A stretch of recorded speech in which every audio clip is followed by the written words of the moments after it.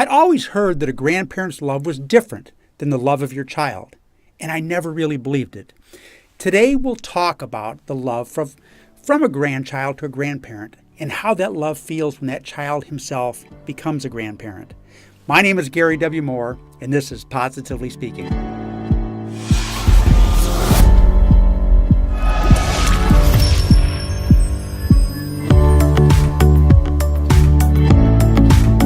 Last week, Arlene and I had the indescribable pleasure of having our daughter and her family visit us from California for 5 incredible days. Spending time with my grandsons has caused me to think about my grandfather. So, let's take a look, see what the newspaper says about it. Remembering the father of my father. I am blessed. Arlene and I have 3 great children, an incredible son-in-law, and 2 beautiful grandchildren, Caleb and Noah. People have told me for years that grandkids are different from your kids, and they are right. I don't love them more or less than my children, but I do love them differently. I can't speak for others, but my grandchildren are perfect. Caleb and Noah live in Southern California, but were here in Illinois visiting us last week. Our hearts were filled with joy, and our house was a mess, but that's okay. The joy they bring into this home is indescribable. Having 2 grandsons has caused me to spend a lot of time thinking about my grandfather, John Burt Moore. John and Allie Moore had 7 kids and raised their family in a tiny 3-room home at the corner of Matthew and Mulberry in Cesar, Illinois. The father of my father was bigger than life at 6'2" and 250 pounds. We called him Pop. Like my grandsons now, to me, my grandfather was also perfect. He made his living and supported his family as a coal miner and as a farmer. He mined the coal for income, but farmed his little piece of land and raised pigs to feed the Moore clan. The food we know as organic today, my grandparents, well, they just called it food. Pop wore Oshkosh Bagosh bib overalls every day. On Sundays for church, he wore them with a white shirt and tie. When I was 5, he bought a little pair of denim overalls just like his for me. Every day of Thanksgiving week, we would wake up at 5 a.m. I'd put on my bibs just like my pop. He'd hand me a little plastic bucket, and we would walk out to the barn and we'd talk. He would fill his big galvanized bucket with coal and put a few of the black rocks in mine. We'd walk back into the house and dump the coal into the furnace so when everyone else woke up, the house would be warm for the others. It was my favorite time of day with Pop. He would start cooking breakfast and we would continue to talk about anything and everything. I wish I could remember what he said.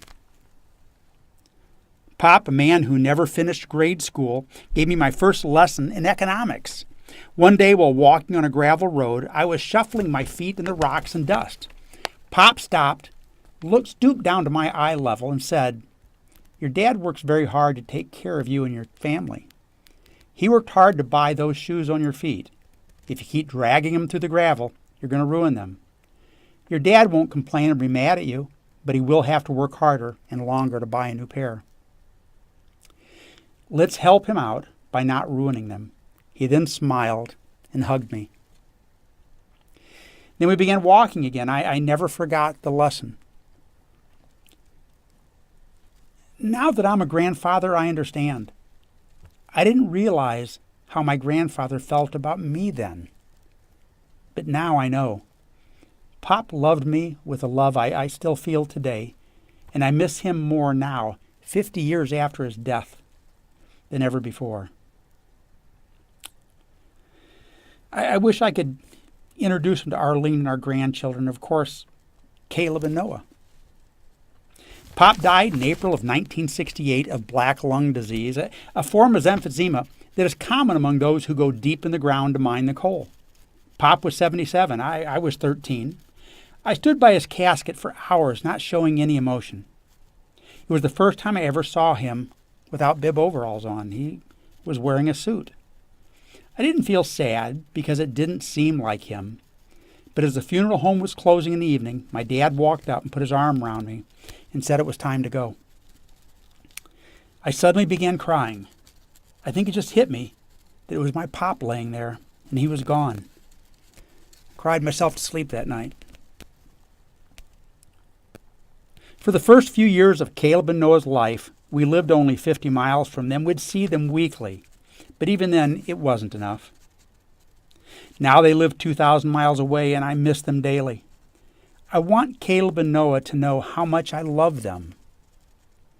But I know they can't understand. Not until they experience their grandchildren someday. Then maybe they'll think of me and remember how I looked at them and how I held them, and the lessons I still try to teach them. I pray they are both blessed with grandchildren, great-grandchildren. Then they will know how much I love them, and they'll remember me and smile. Signed, Caleb and Noah's Papa.